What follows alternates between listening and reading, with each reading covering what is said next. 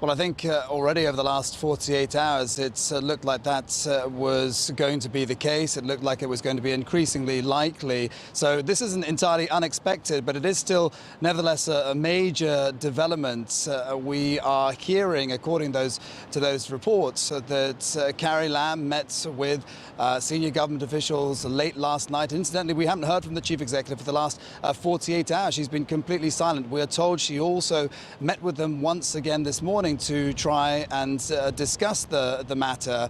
And in fact, we're told right now, at this very moment, she is meeting with pro-government lawmakers to explain her next move. Of course, that is something very important to them because of her insistence on pushing the bill through previously and calling on their support. So this will no doubt have weighed on their political credibility for supporting her through all of this over the last week. The other interesting development that is being reported on in the South China Morning Post is that mainland Chinese officials met across the border in Shenzhen last night to discuss how to handle the situation. And that is an indication for the first time that mainland authorities have been involved at all. Remember, the chief executive had previously insisted that it was her decision and her decision only to push through this bill. But this will perhaps lead to the suggestion that mainland authorities were indeed pushing the government forward on this.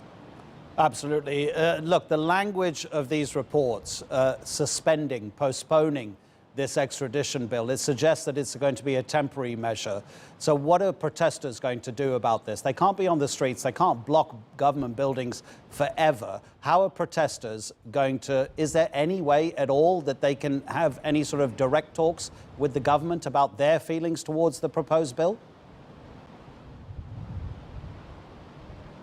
Well, look, and I should say as well, I was told a moment ago that the government may make this announcement within the next 2 hours. So it's going to happen very soon indeed. But look, I think what's going to be interesting to see is whether or not people are still going to come out and march. I suspect they probably will tomorrow. Remember, the Civil Human Rights Front has called on the Hong Kong public to march once again and hold a strike on Monday. They have actually already said that they won't accept just a temporary delay of the bill. They want the chief executive to scrap it altogether. It's unlikely that they will be able to have any direct talks with Carrie Lam. And of course, there aren't any actual leaders of the protester group. So we're talking about the pan-Democrat lawmakers meeting with the government, and that's something that's unlikely to happen at the moment, given the mood on the side of the pan-Democrats. But we are also told by one senior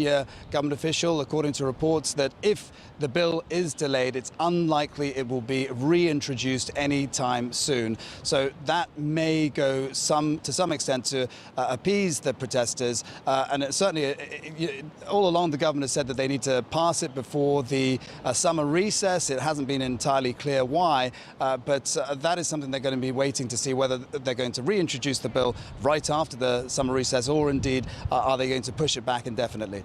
Patrick, for the moment, thanks very much indeed. Obviously, if Carrie Lam speaks, we'll be coming back to you. That's Patrick Falk with the very latest from Hong Kong.